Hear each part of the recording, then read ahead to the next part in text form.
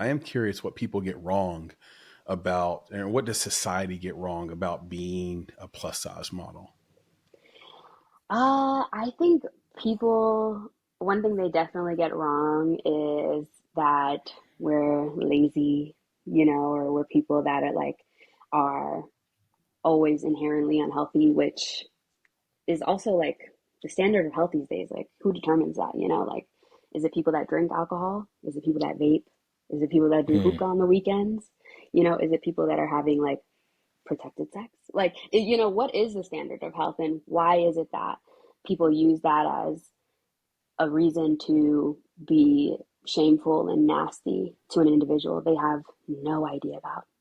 I could be somebody that Mhm. just lost 100 pounds, but because, I'm not somebody that isn't visibly skinny to you right now, I'm deemed unworthy and deemed to feel like you get to give me all these like nasty sayings. Like, I just sometimes I hear the most gruesome, vile things, and I know that there's other plus size models alike that also receive that.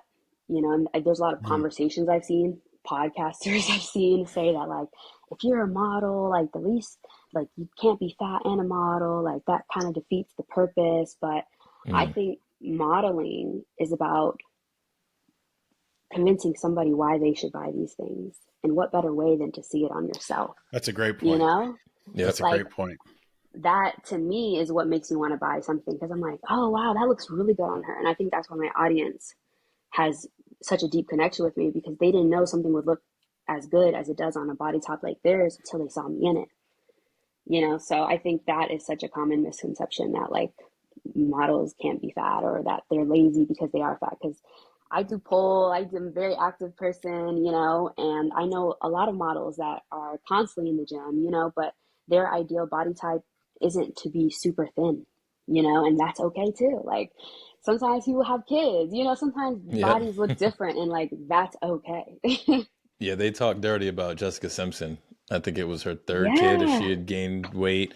And, that was like a big transformation where I think she lost like 100 pounds after that last kid. And there was a lot of conversation about her. And I think that I'm not sure. I got to check this out. Just thinking about it. I think that through that journey, that might have actually impacted her clothing line at the time as Mm-hmm. Mm. well. Could have sworn that there was some level of expansion in the types of things that she was providing because of a lot of the talk around her weight. And it's crazy, right? Like, this woman just had her third kid, and like everybody's up in her business about her weight. It's like, y'all can't talk about anything else. What's up with that? Mm, right. Like, she risked her life, to bring kids into the world, and to sit here and try to scrutinize her body and not allow it to heal properly because she's so in the mindset of like, gotta bounce back, gotta bounce back. It's Yep. like, I was telling my boyfriend this yesterday, like, it's a prison. It's a prison that, women allow themselves to like stay in, and they want other Mm. women to be in it with them as well sometimes, because they're like, Ooh. how dare you love yourself when you're not thin? That's not fair. Like, that's crossing the line.